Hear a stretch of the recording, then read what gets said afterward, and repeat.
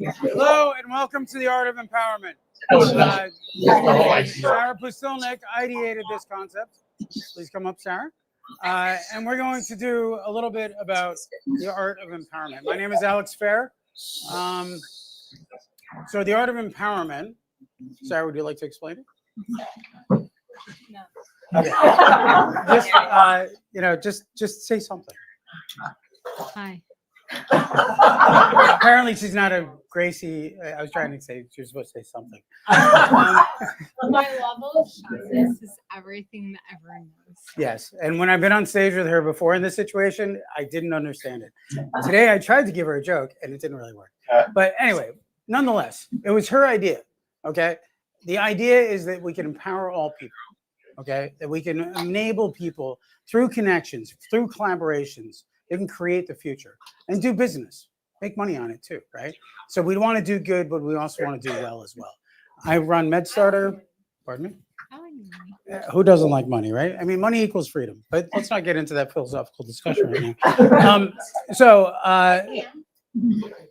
Yes, but you've got 80 people, not 100 people. Do you want to go into that? Okay, shyness, be gone. It could be fun.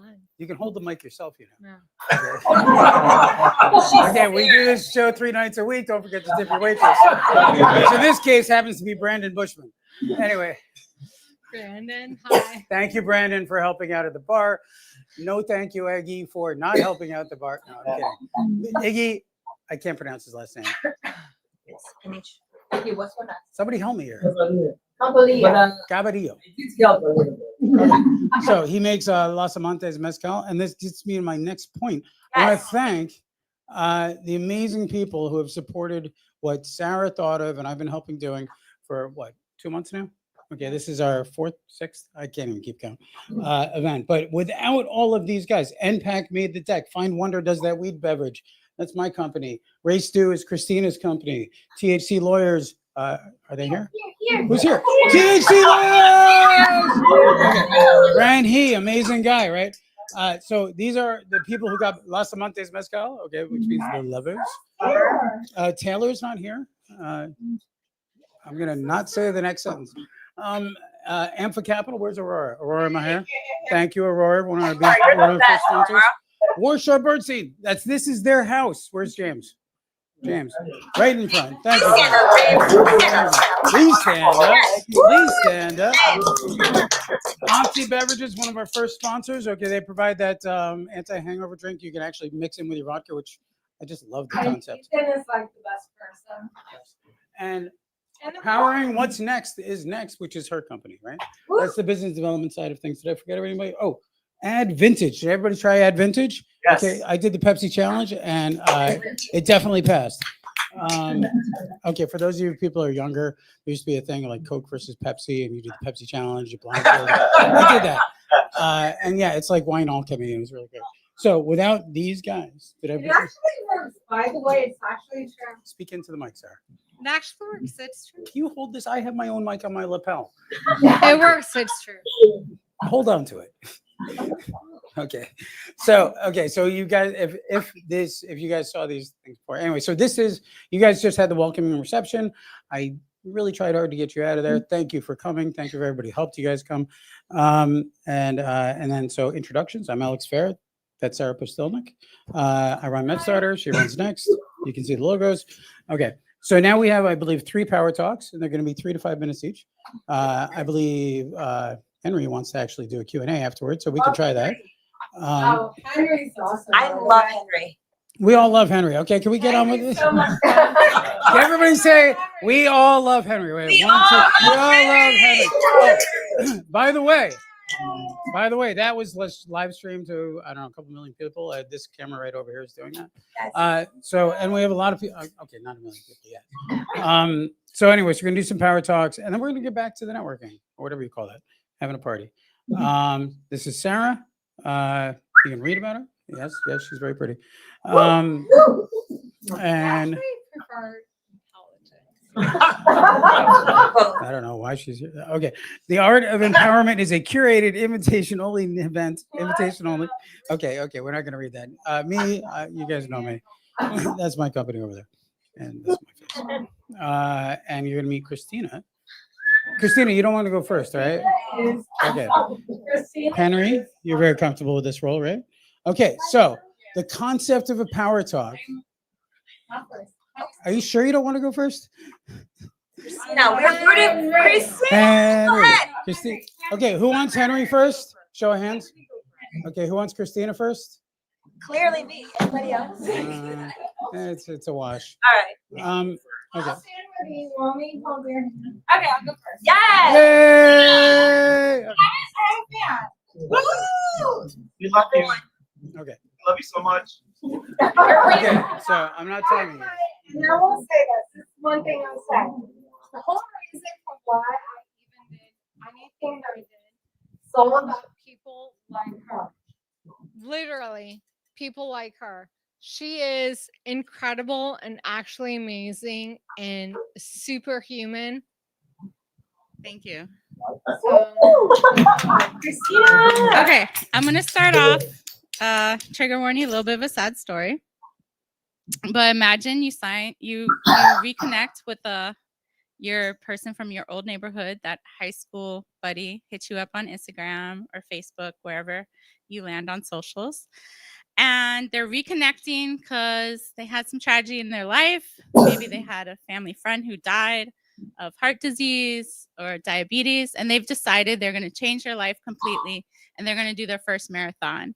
And they saw maybe that you posted some fitness stuff, so they want to connect with you. You decide you're going to be that person. You always thought about them through the years.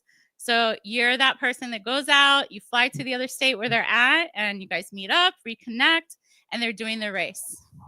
The race ends, you notice your buddy didn't cross the finish line. So maybe 1.5 hours later, you found out they had a cardiac arrest during the event, and they were on the ground for maybe 5, 10, 15, 20 minutes on mile 18, somewhere between porta potties and the water station, where it was kind of a dead zone. I did not have this problem personally. I produced endurance events for 12 plus years. This is a reality. On almost any event that you find out about, someone will die of cardiac arrest. I cannot prevent people from having cardiac arrest. That's not where we're at. However, what I can do and what I know is critical to prevent this story from happening is getting care there delivered in real time during an event. So that communication system between your wearable device that you have, and if you are a marathoner or triathlete, you know you probably are wearing a Garmin or a Whoop. So that wearable device you have communicates sports data, health data, and geo-tracking in real time. So my company, Race2, one of the things that we do for in real life race production companies is we prevent that story from happening for them. So we can't, like I said, we can't prevent cardiac arrest on the course, but we can get that window of care there to prevent deaths on the course. To get to race day, what we do is we create a virtual community. So you register for your race and everyone is there in community. Now, I want to talk about what is important to me in this company. I was struggling with what to talk about today. I had suggestions on all over the spectrum. On my way over here walking, I got a WhatsApp message from a dear friend, Mariana Sabrin. She's a world championship triathlete. She competed in 2 different world championships. And I met her while I was working at the university in Florida. I worked at Florida International University for about 15 years. I introduced her to the sport. She was a graduate student, actually same age as me. She was a natural triathlete, just had never been recognized. She went from being just a international student, 3 kids, coming over, also a founder with her husband, to becoming a world championship triathlon through the community that I created at the university. I would go to major conferences because when you work in higher ed, that's what you do. Most of the time, they're paying the bill. And I would see that our competitive field in endurance sports, particularly triathlon, was literally dying. And I saw a void in the marketplace for people like Mariana and the other collegiate students that came out and would swim, bike, and run every Saturday morning in Miami at 7 a.m., which I'm very proud of that little fact because I actually got students to give up their Friday night to come out to swim, bike, and run. Basically, I created a structure where they could be part of a community they've never been part of before. My go-to-market at the university has always been very inclusive in the marketing. So people who showed up that didn't know how to swim came out on weekends. I can't say they all became triathletes. A lot of them decided to become volunteers the morning of their A race or their first race. I can say everyone that came through that program ended up swimming and getting in open water. Woo! Yeah. So she sent me a text message on the way over from WhatsApp that she was starting a new semester. Where was I? Did I move to New York City because I was supposed to be here a week and now I'm going to be here a month? And I'm taking advantage of every opportunity I have. And I started crying when I got that text message because I remembered her. She did her first race. It was a sprint local race. She came in first, her first race. I had given her the pair of sneakers she had, and she rented a bike. Well, we would organize bike rentals for the students. She had never been on that bike before that morning.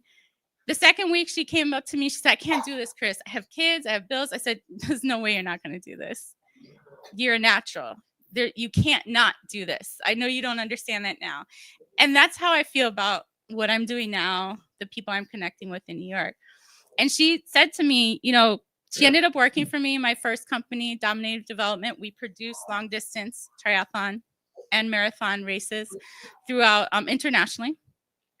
And she put the experience with you in triathlon changed me forever. I'm so grateful. I'm introducing myself now again as a triathlete to the student body. I am an athlete. I've come to discover that about myself again. And then she posted the commercial we made. It was a promo video when she was working with me with her.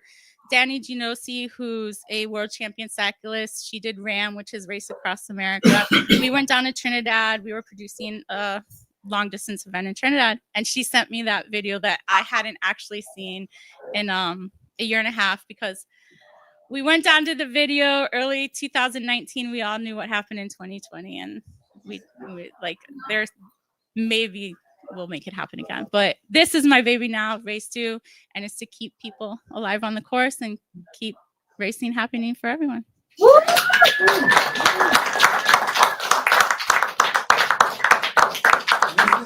This is exactly what we're doing here, right? We're finding people who do inspiring things, do amazing things. Look, most people see something and they tell a story about it and it was real.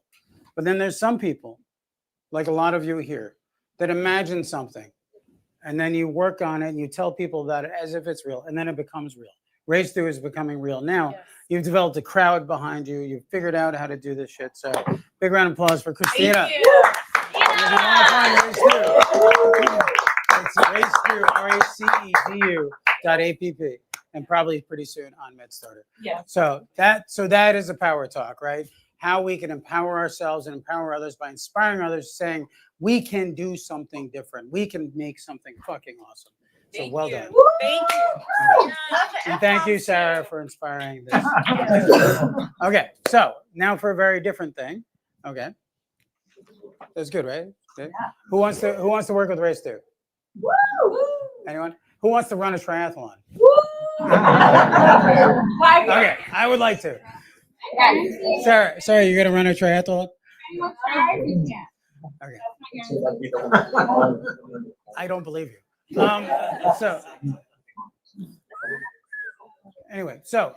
Okay, so next up, let's see who's on this deck. Alyssa. No, okay. Is Alyssa actually here? I'm actually here. Okay, do you want to go next, or do you want to usurp? He will definitely step aside. Step aside. Okay, so Alyssa Rosanoff, an accomplished founder and executive with a decade plus of experience across fintech, private tech, alternative investments, and trade finance. After starting career Martell Capital in investment banking. Do you guys really want me to read this? No. No, me neither. Okay, take it away. 3 to 5 minutes. Inspire. And that was supposed to be a short bio. So I got introduced to Sarah very recently, and I was asked to give kind of geopolitical, philosophical, and female-oriented talk, which I don't do a lot, but I do a lot of trade finance, fintech, embedded finance, geopolitics, trade generally. So I decided to kind of combine all my knowledge into a couple of minutes and share with you kind of the story of how I see the world and how I'm looking at the kind of trade and the geopolitical environment. And I would like to start with a question for all of you, and I'm expecting one answer. What do you think the most important and dominating factor or emotion is for a human being? Any guesses? Hunger. What's the most special? Love. I wish it was love. Fear. Fear. Who said fear first? Fear and grief. Good job. Fear is the one, and it starts from the individual level. It goes to the tribalism. It goes to civilizations.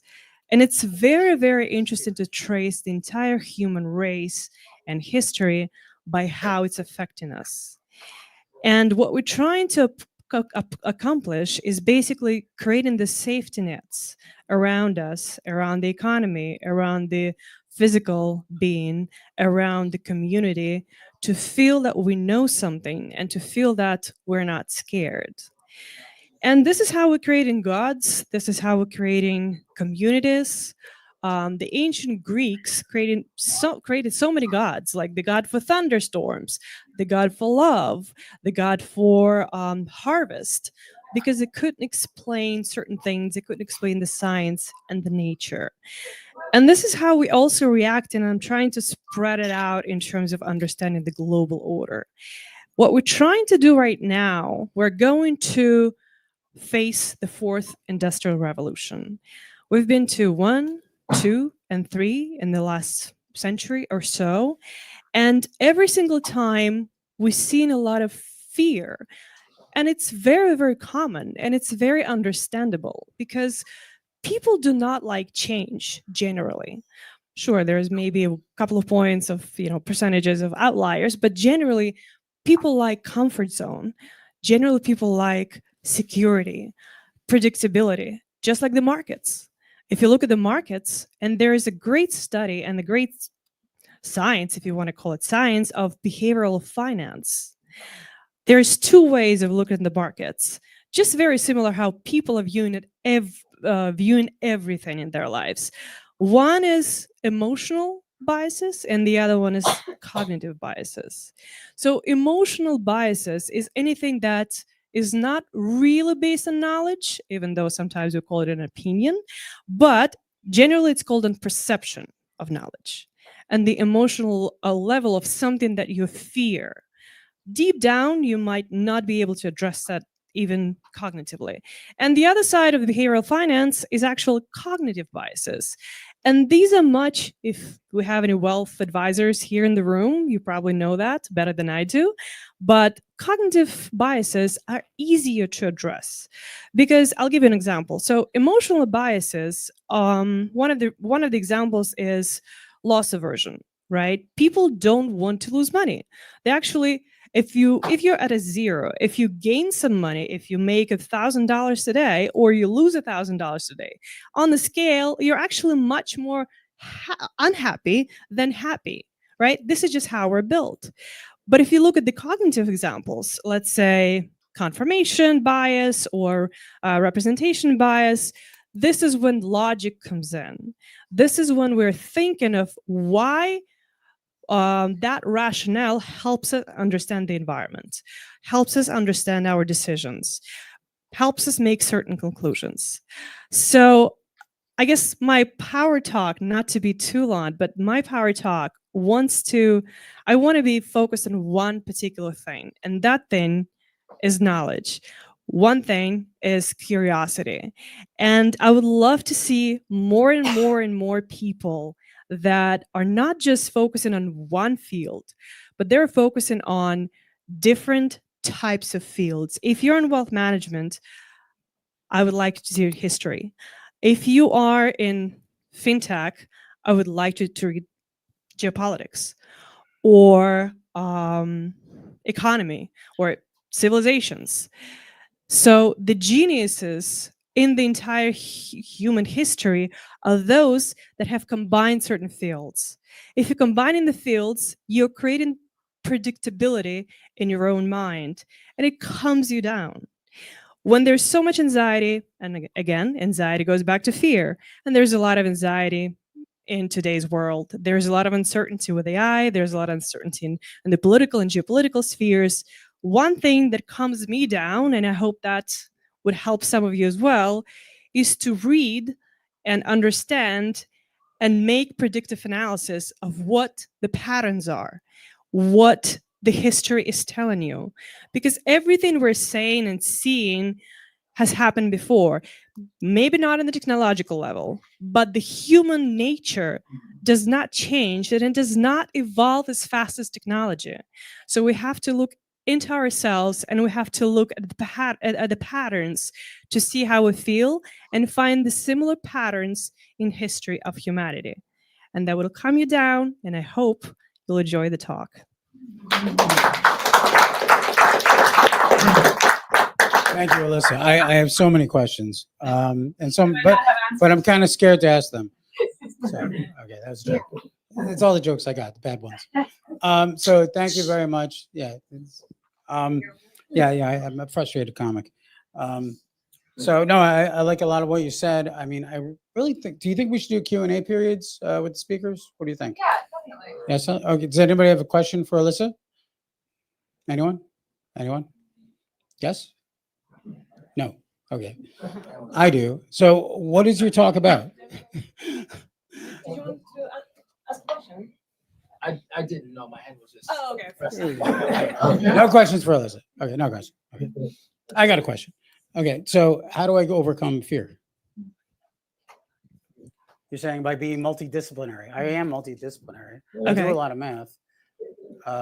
What about this? What about the history and the social sciences What about the history of social sciences? and social sciences? You're saying I should study the history of social sciences?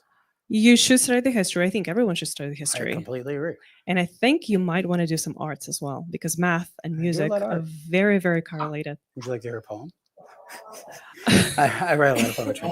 Anyway, you don't want to hear my poems. This is your stand-up. I do have a question for her. Okay, yes, we have a question from the audience. So you spoke about the fear being the predominant emotion. So how does one look towards creating love-based ecosystems in a society that is predominantly based on fear?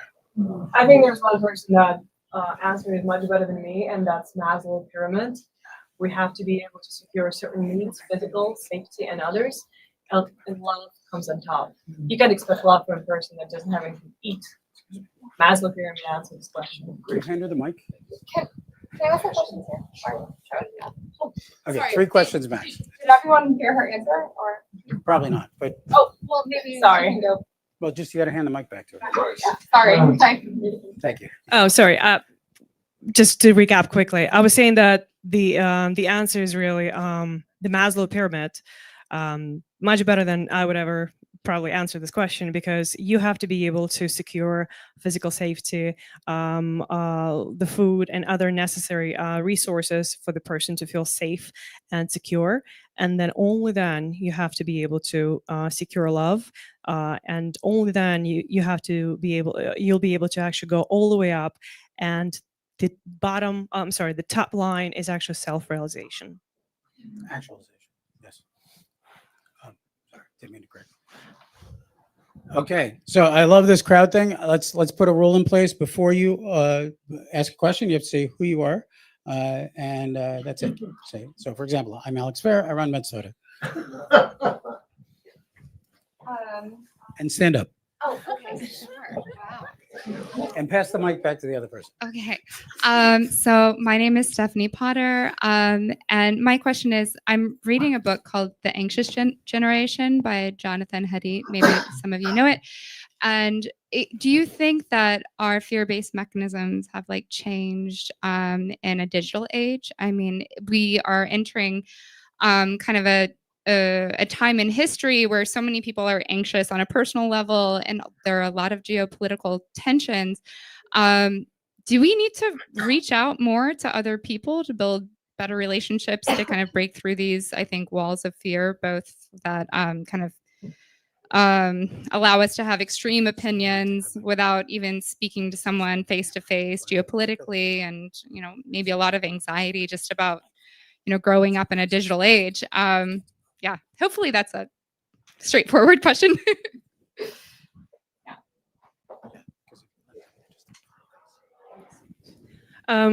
Now I actually sound like a psychologist, even though I did study psychology in college. That was my first degree.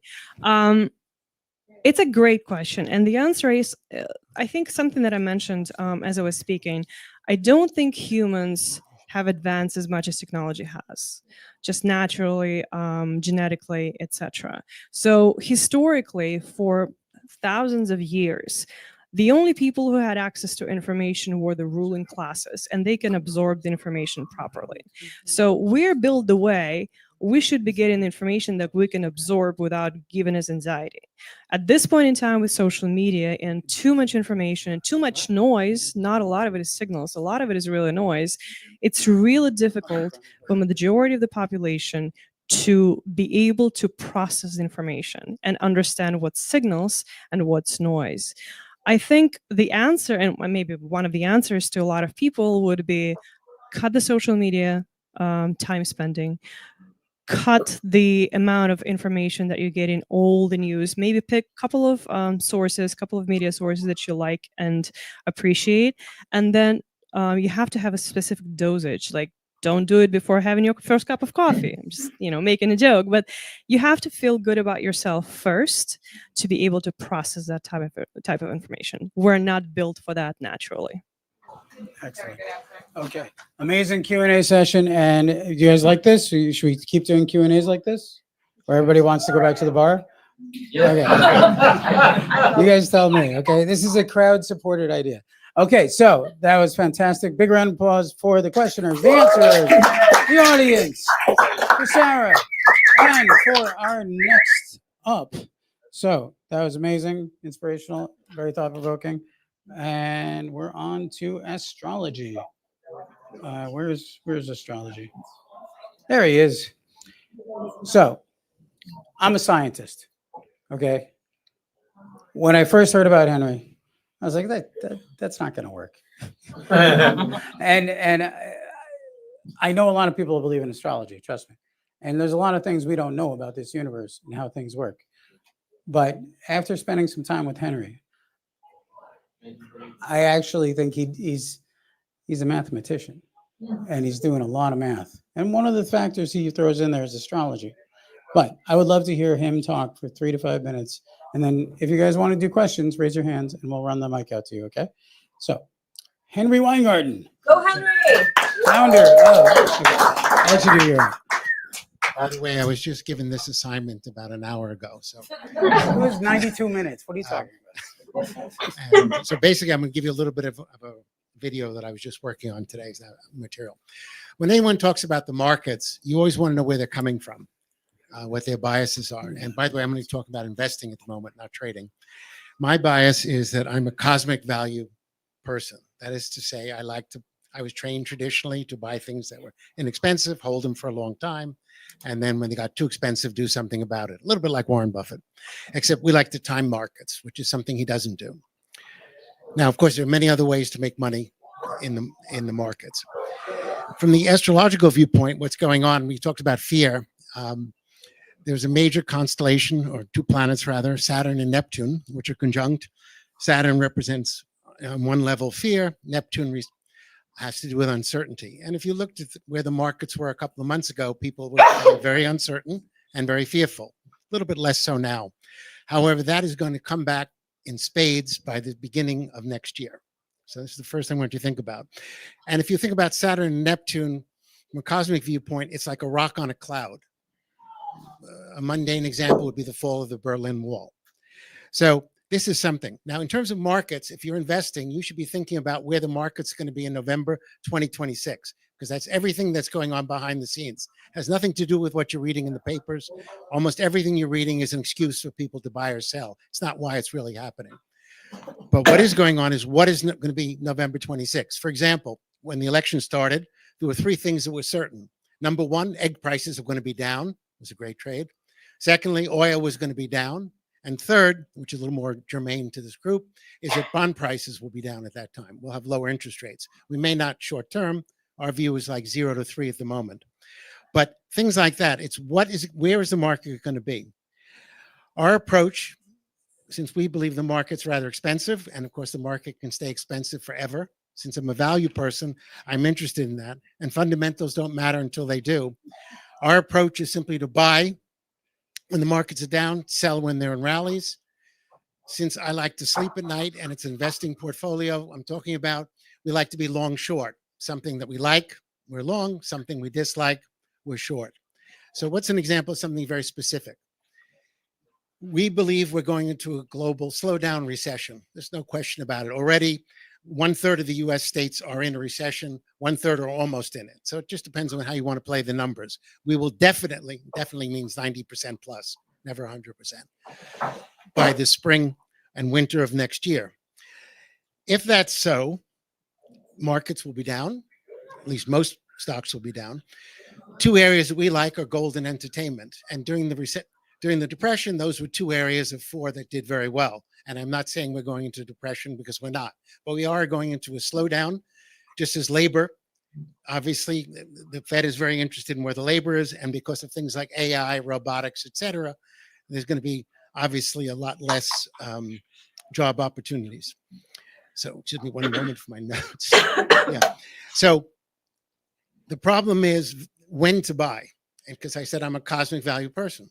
So we only like to buy things when they're cheaper. Gold, we've been in it for 2-3 years. We're short, for those of you who trade, at 3,500. Silver, we're short at 39, and currently where we are. Now, most of you probably won't want to go short, but we recommend, and people who are real gold and silver people are not going to like this, rather than buying gold and silver, we believe you should buy good gold and silver stocks.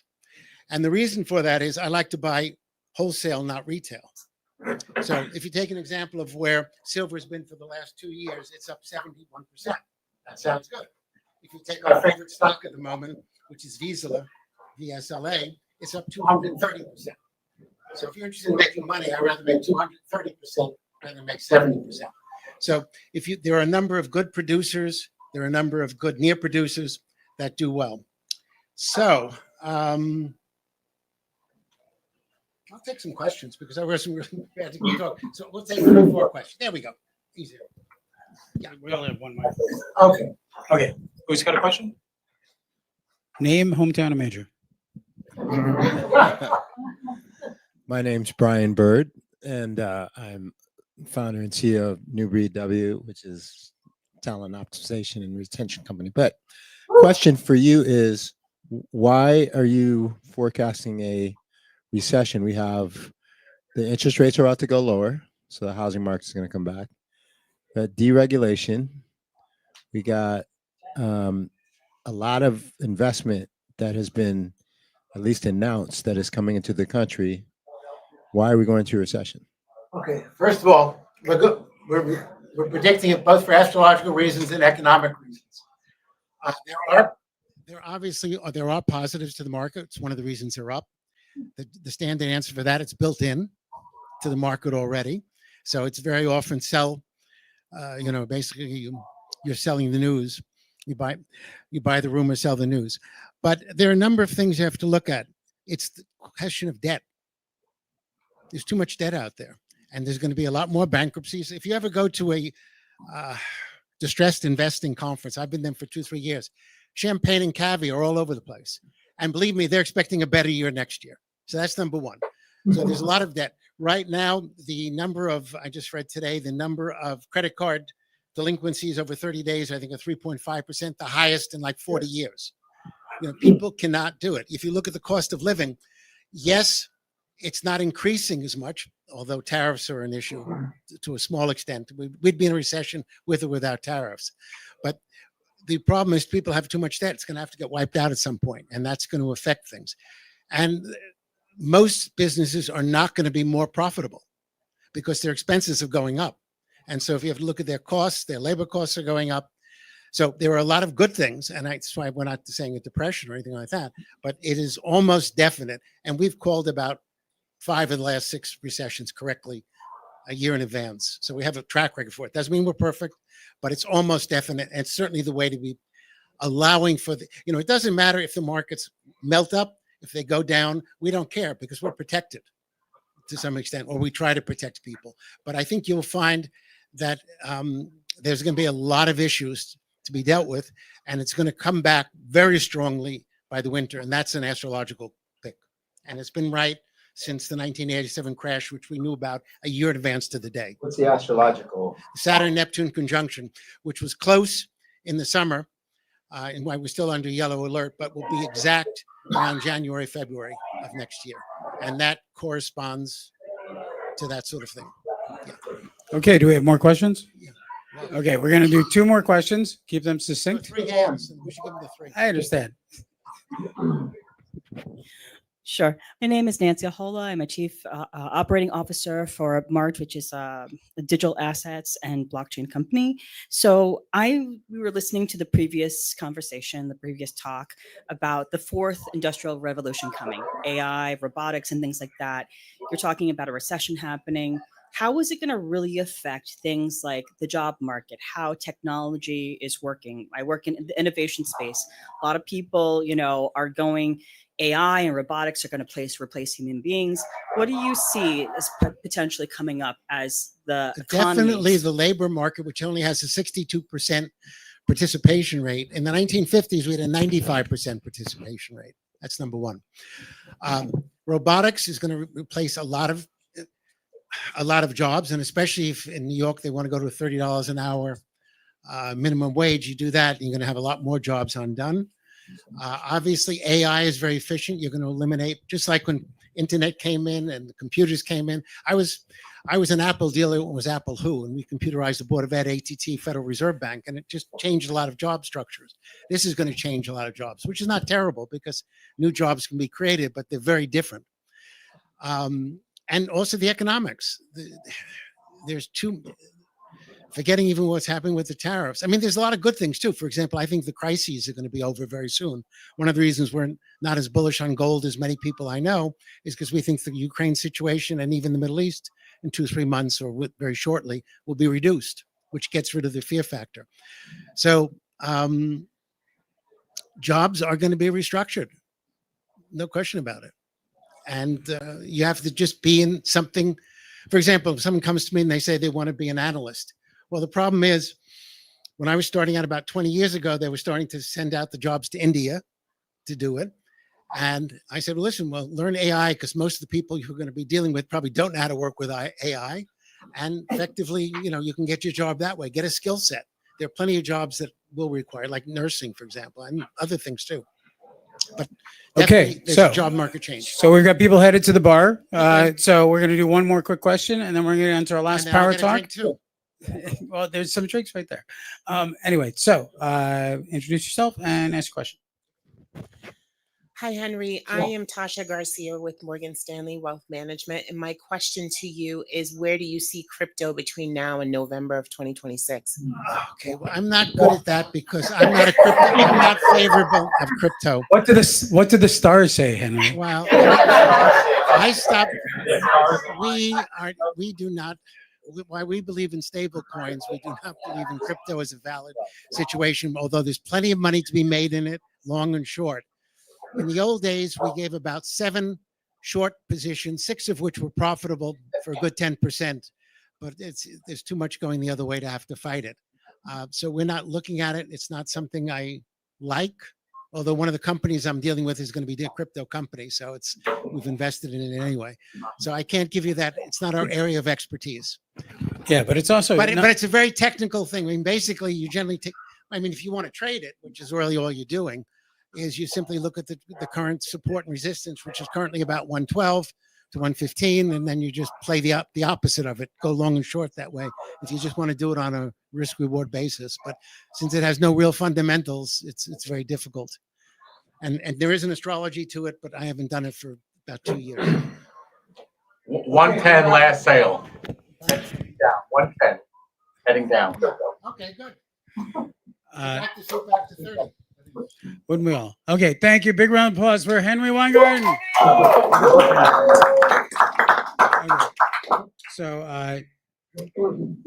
I still think he's a mathematician more than an astrologist. So it's just my personal opinion. Just I 800 on my SATs doesn't mean Exactly. So now our host and sponsor, we appreciate it. I brought up the Los Amantes Mezcal bottle up there, beautiful bottles. Try it. It's amazing mezcal. Iggy just walked out of the room to probably get a drink. He's not going to find his bottle because I took it. Anyway, so please meet James Anthony Wolf. He is an attorney. He talks the talk. He walks the walk. He invests. He does things for early stage companies. But we really appreciate him. So take it away, James. Hello and good evening, everyone. Thank you for attending tonight. I really greatly appreciate it. It's great to meet everyone here. I've prepared some remarks as well. To begin, let me tell you a little bit about myself.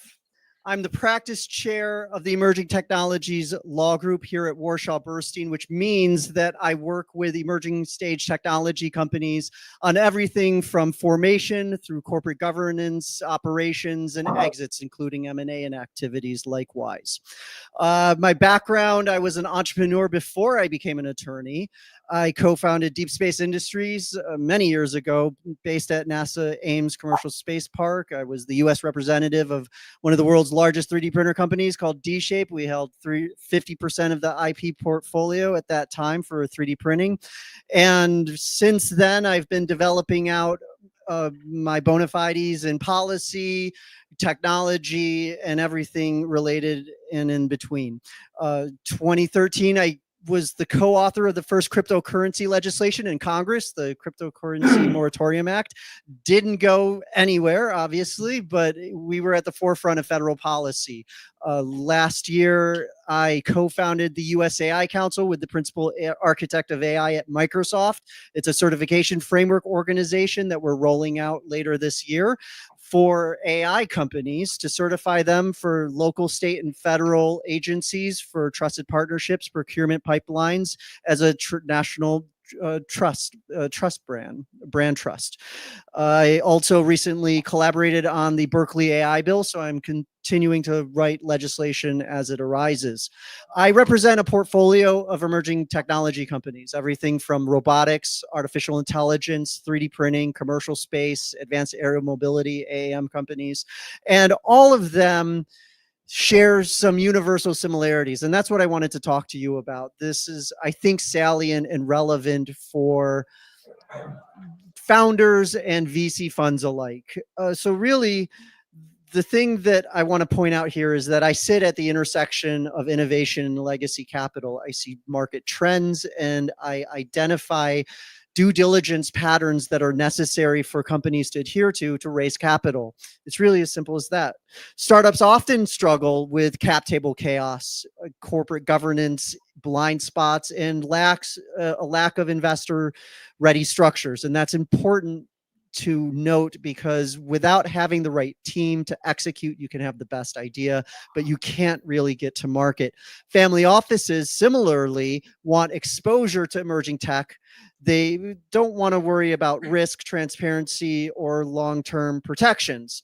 And that's where legal structuring and the right tools make the difference.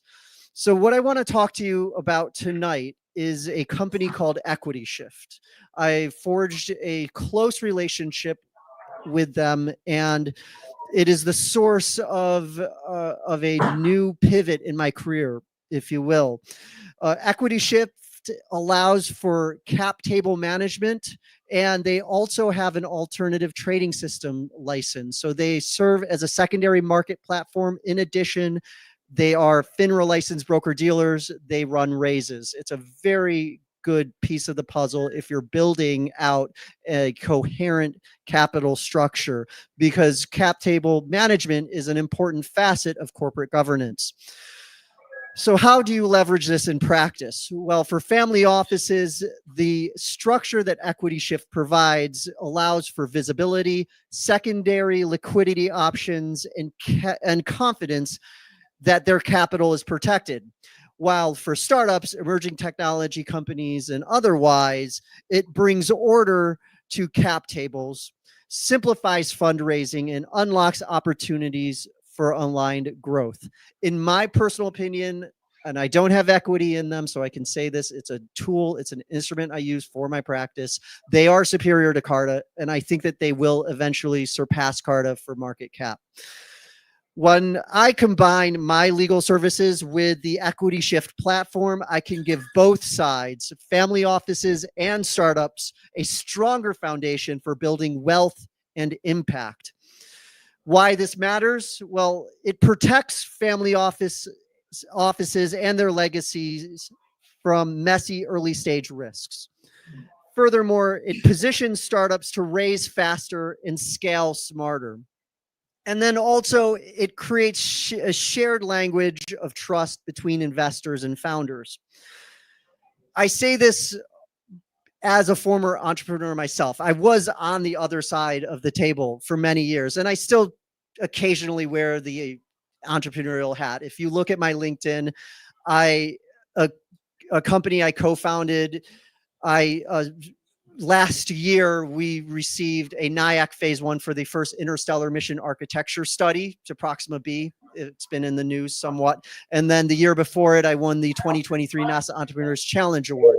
So I really get the struggle and the ambition of startups. But similarly, I see that there's a level of corporate governance expertise that the VC culture and the family offices demand it's not necessarily reach or otherwise reachable if you don't have the right team in place to execute on your vision. So my call to action tonight is that if you're a family office looking to explore emerging technologies or a startup trying to raise capital with confidence, I'd love to speak with you. And similarly, if you're a startup, come find me after this talk. I'll share how we can leverage Equity Shift and legal structuring to accelerate your success. Thank you.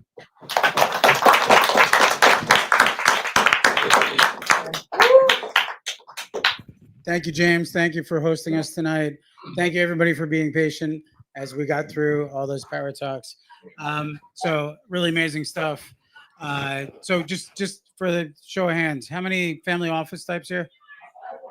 How many startup types? There we go. General investors? Yeah, okay, good. I'm all of the above.